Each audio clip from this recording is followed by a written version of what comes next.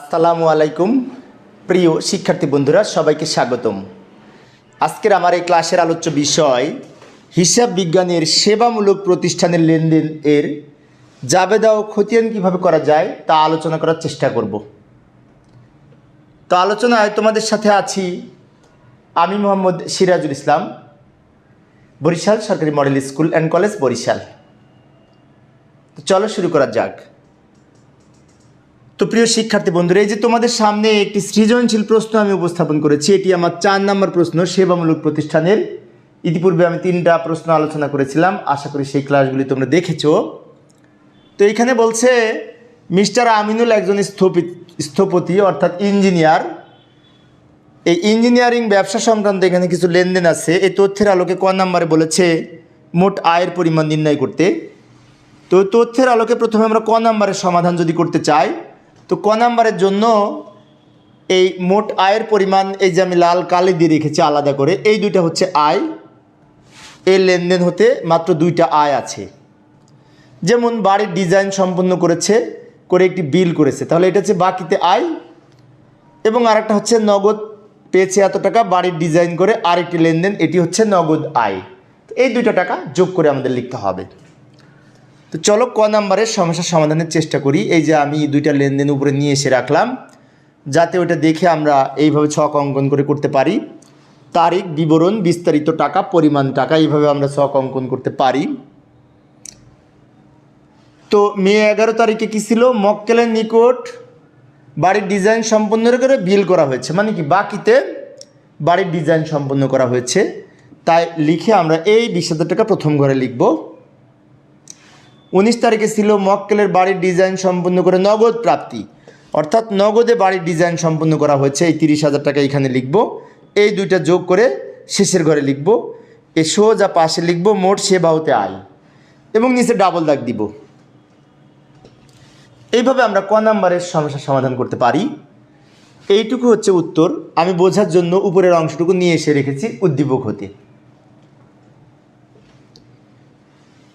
এবার আমরা আবার সেই উদ্দীপকে ফিরে এলাম। তো উদ্দীপকের খ নম্বরে কী বলেছিল? উপরিক্ত লেনদেনগুলির জাবেদা দাখিলা দাও। জাবেদা করতে বলেছিল, সব লেনদেনগুলির আমরা এখন জাবেদা করব। তো এখানে যে লেনদেনগুলি আছে সেই লেনদেনগুলি জাবেদা করার জন্য আমরা এক পেজে এরকম সুন্দর করে একটা ঘর ছক অঙ্কন করব। তারিখ, হিসাবের নাম ও ব্যাখ্যা, ডেবিট টাকা, ক্রেডিট টাকা, জাবেদার ছক আমরা সবাই অঙ্কন করতে পারি। তো এখানে তোমরা এক ছকের মধ্যে ধারাবাহিকভাবে সব জাবেদাগুলি লিখবে। এখন আমি তোমাদের একটা একটা করে লেনদেন দেখাবো, সহজে বোঝানোর জন্য আমি একটা একটা করে লেনদেনের জাবেদা করে তোমাদের দেখাবো, যাতে তোমরা একটু বড় করে দেখে বুঝতে পারো। লেখাটা আমি বড় আকারে লিখতে পারি, সেজন্য একটু এই এক একটা লেনদেন এক একটা ছকে আমি জাবেদা করছি, কিন্তু তোমরা এক ছকের মধ্যে সব জাবেদা করবে। বিষয়গুলি আমি বারবার বলি। প্রথম লেনদেন লক্ষ্য করি, মে 1 তারিখ। ব্যবসায় নগদ বিনিয়োগ করেন এত টাকা, এর জন্য জাবেদা হবে কি? এটা আমরা সবাই পারি। নগদান হিসাব ডেবিট, নগদ টাকা বৃদ্ধি পাবে 70,000 টাকা। আর নগদ টাকা যেহেতু ব্যবসায় বিনিয়োগ করেছে, মূলধন বৃদ্ধি পাবে। মূলধন মালিকানা সত্ত্ব বৃদ্ধি পেলে ক্রেডিট, সেজন্য মূলধন হিসাব ক্রেডিট লিখব, টাকা লিখব এই 70,000 টাকা। ব্যাখ্যায় লিখব ব্যবসায় নগদ বিনিয়োগ করা হলো।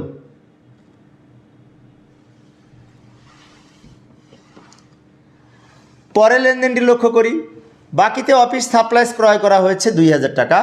তো অফিস সাপ্লাইজ বলতে বোঝায় অফিসের জন্য স্টেপলার মেশিন, তারপর হচ্ছে কি যে এই পাঞ্চিং মেশিন, ক্যালকুলেটর, তারপর হচ্ছে কি স্টেপলার পিন, এই মনিহারির সরঞ্জাম আদি যে সমস্ত দ্রব্য সামগ্রী আছে সেগুলির সমষ্টিকেই বলা হয় অফিস সাপ্লাইজ।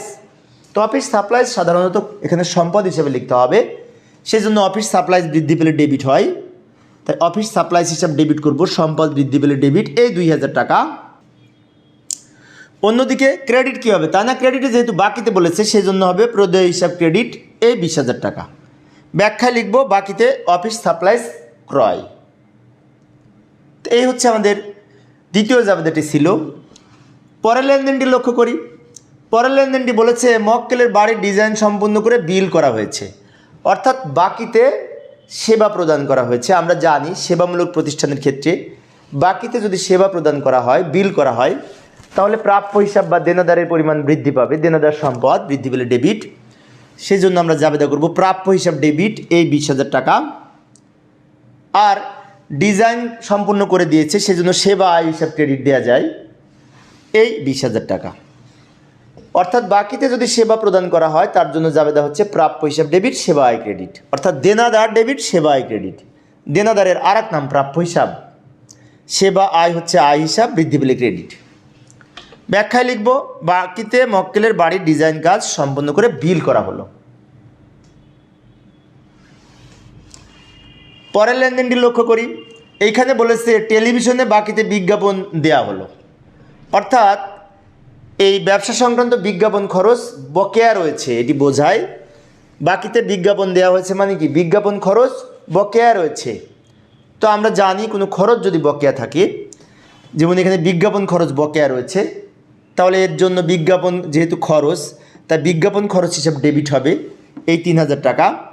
কেননা বিজ্ঞাপন খরচ বৃদ্ধি পাবে, খরচ বৃদ্ধি পেলে ডেবিট হয়। অপরদিকে প্রদেয় হিসাব ক্রেডিট হবে, কেননা যেহেতু বকেয়া আছে আমাদের কাছে টাকা পাবে, আমাদের কাছে যারা টাকা পাবে তারা প্রদেয় হিসাব, দায় বৃদ্ধি পেলে ক্রেডিট হয়, সেজন্য প্রদেয় হিসাব ক্রেডিট এই 3,000 টাকা। ব্যাখ্যায় লিখব টেলিভিশনে বাকিতে বিজ্ঞাপন খরচ প্রদান।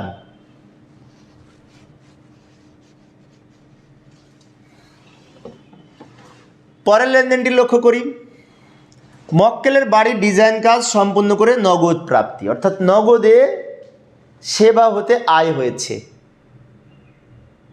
তাহলে এটার জন্য জাবেদা কী হবে, নগদান হিসাব ডেবিট, যেহেতু নগদ প্রাপ্তি 30,000 টাকা, নগদ পাওয়া গেলে নগদান হিসাব ডেবিট হয়। টাকাটা কোথার থেকে পাইছি, ডিজাইন কাজ সম্পন্ন করে, অর্থাৎ সেবা হতে, সেজন্য সেবা আয় হিসাব ক্রেডিট এই 30,000 টাকা। ব্যাখ্যায় লিখব মক্কেলের বাড়ির ডিজাইন কাজ সম্পন্ন করে নগদ প্রাপ্তি, সেবা আয় আয় বৃদ্ধি পেলে ক্রেডিট হয়।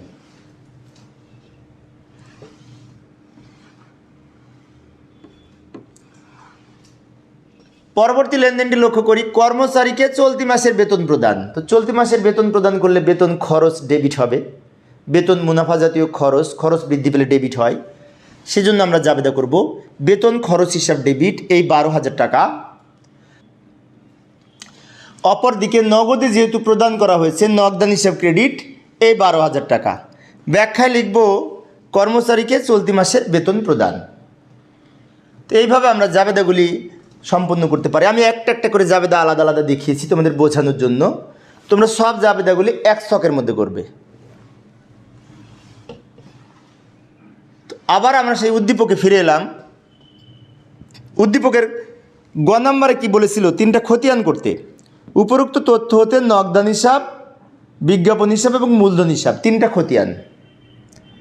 তো খতিয়ান আমরা চলমান জের ছকে করতে পারি। তো লক্ষ্য করি মিস্টার আমিনুলের হিসাব বইতে খতিয়ান, নগদান হিসাবে ছক আমরা এইভাবে অঙ্কন করব। আমরা জানি খতিয়ানের ছক হচ্ছে তারিখ বিবরণ, জাবেদা পৃষ্ঠা, ডেবিট টাকা, ক্রেডিট টাকা, জের বা উদ্বৃত্ত, ডেবিট ক্রেডিট, এইভাবে আমরা ছক অঙ্কন করতে পারি।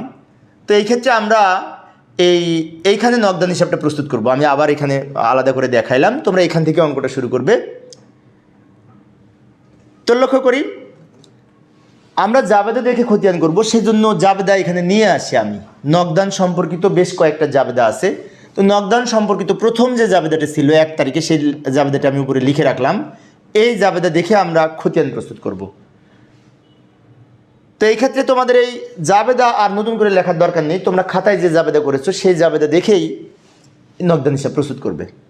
1 তারিখে পড়ি, নগদান হিসাব ডেবিট, মূলধন হিসাব ক্রেডিট। তো নগদান হিসাব যেহেতু ডেবিট, ডেবিট দিকে টাকা লিখব, নগদান হিসাবে ডেবিট দিকে টাকা লিখব। নগদান হিসাব ডেবিট, তাই ডেবিট দিকে টাকা লিখেছি। নাম লিখব এই ক্রেডিটের নামটা। আবারও বলি, নগদান হিসাব ডেবিট, তাই 70,000 টাকা ডেবিট দিকে লিখেছি। নাম লিখব ক্রেডিটের নামটা, উল্টা নামটা খতিয়ানে লিখতে হয় আমরা জানি। এরপরে জেরের ঘরে টাকা লিখব, এখানে ডেবিটে আছে, ডেবিট দিকে লিখে দেব। তো আরও নগদ লেনদেন ছিল, সেই জাবেদাটিও আমরা এই যে সামনে নিয়ে আসলাম। আরেকটা জাবেদা আমি সামনে নিয়ে এসেছি 19 তারিখের। এখানে কি ছিল, এখানেও নগদান হিসাব ডেবিট, সেবা হিসাব ক্রেডিট। এখানেও কিন্তু 19 তারিখ আমরা লিখব। 19 তারিখ লেখার পরে নগদান হিসাবের আবার ডেবিট দিকে টাকা, যেহেতু নগদান হিসাব ডেবিট, তো এই ডেবিটে আবার টাকা লিখব, এই 30,000 টাকা এই ডেবিট দিকে লিখব, নাম লিখব উল্টা নামটা। এখন জেরের ঘরে টাকা লিখব, এটাও ডেবিট এটাও ডেবিট, ডেবিট ডেবিট যোগ করে ডেবিট দিকে বসবে। আবারও বলি, ডেবিট আর এই ডেবিট যোগ করে 70,000 আর এই 30,000 যোগ করে 1 লাখ টাকা ডেবিট দিকেই বসবে। আর একটা লেনদেন ছিল সম্ভবত 31 তারিখ, সেই লেনদেনটাও আমরা এখানে সেই জাবেদাটাও নিয়ে আসলাম। এই যে 31 তারিখের আর একটা জাবেদা, এখানে কি বলেছে, বেতন খরচ ডেবিট নগদান ক্রেডিট, এখানে কিন্তু নগদান হিসাব ক্রেডিট বলেছে। তাহলে আমরা এখানে লিখব মে 31 তারিখ, নগদান হিসাব যেহেতু ক্রেডিট বলেছে 12,000 টাকা, সেই জন্য নগদান হিসাবের এই ক্রেডিট দিকে এইখানে 12,000 টাকা লিখব। আবারও বলি, নগদান হিসাব ক্রেডিট 12,000 টাকা, তাই নগদান হিসাবের ক্রেডিট দিকে এইখানে 12,000 টাকা লিখব, নাম লিখব এই ডেবিটের নামটা, বেতন খরচ হিসাব। তারপরে জের করব, 1 লক্ষ টাকা ডেবিট ব্যালেন্স, ডেবিট উদ্ধৃত, ডেবিট থেকে ক্রেডিট 12,000 টাকা বিয়োগ করে ডেবিট বড়। আবারও বলি, ডেবিট 1 লক্ষ টাকা থেকে ক্রেডিট 12,000 টাকা বিয়োগ করে ডেবিট বেশি, কত টাকা বেশি, দুইটার বিয়োগ ফল 88,000 টাকা, ডেবিট দিকেই বসবে। এইভাবে আমরা নগদান হিসাবের খতিয়ানটা সম্পূর্ণ করলাম। এবার আমরা এই পরবর্তী আর একটা খতিয়ান বলেছিল বিজ্ঞাপন খরচ হিসাব। তো বিজ্ঞাপন সংক্রান্ত 16 তারিখে একটা জাবেদা ছিল, এই যে লক্ষ্য করি, বিজ্ঞাপন খরচ পরিশোধ এর জন্য জাবেদা কি করেছিলাম, বিজ্ঞাপন হিসাব ডেবিট, প্রদেয় বিজ্ঞাপন ক্রেডিট বা প্রদেয় হিসাব ক্রেডিট, 3,000 টাকা বিজ্ঞাপন খরচের ডেবিট দিকে বসবে। তাহলে আমরা তারিখের ঘরে তারিখ লিখব, বিজ্ঞাপন খরচ ডেবিট যেহেতু 3,000 টাকা ডেবিট দিকে বসবে, এই ডেবিট দিকে বসবে, নাম লিখব ক্রেডিটের নামটা, উল্টা নামটা লিখব। বিজ্ঞাপন খরচ যখন করব, বিজ্ঞাপন খরচের ডেবিট দিকে টাকা লিখব, নাম লিখব উল্টা নামটা। এবার এখানে ডেবিট দিকে টাকা আছে, সরাসরি ডেবিট দিকে চলে যাবে। বিজ্ঞাপন সংক্রান্ত আর কোনো লেনদেন নাই, এখানেই শেষ। তাই আমরা পরের খতিয়ানে যাব। আর একটা খতিয়ান করতে বলেছিল আমাদের, মূলধন হিসাব প্রস্তুত করতে বলেছিল। তো মূলধনের হিসাব সংক্রান্ত একটা মাত্র জাবেদা ছিল এই অঙ্কে, তোমরা দেখেছো 1 তারিখে। 1 তারিখে কী জাবেদা ছিল, এই যে আমি নিয়ে এসেছি, নগদান হিসাব ডেবিট, মূলধন হিসাব ক্রেডিট, নগদান হিসাব ডেবিট, মূলধন হিসাব ক্রেডিট। তো মূলধন হিসাবের কোন দিকে টাকা, ক্রেডিট দিকে টাকা, মূলধন হিসাব ক্রেডিট, মূলধন হিসাবের ক্রেডিট দিকে টাকা, কত টাকা, 70,000 টাকা। তাহলে মূলধন হিসাবের ক্রেডিট দিকে টাকা লিখব, কেন ক্রেডিট দিকে, এই যে মূলধন হিসাব ক্রেডিট, তাই ক্রেডিট দিকে টাকা লিখব, এই 70,000 টাকা, নাম লিখব এই ডেবিটের নামটা লিখব। আবারও বলি, মূলধন হিসাব ক্রেডিট 70,000 টাকা, ক্রেডিট দিকে লিখব, নাম লেখার সময় লিখব এই উল্টা ডেবিটের নামটা, নগদান হিসাব। তারপর এই 70,000 টাকা ক্রেডিট দিকে আছে, ক্রেডিট দিকে চলে যাবে, ক্রেডিট দিকে আছে, ক্রেডিট দিকে চলে যাবে।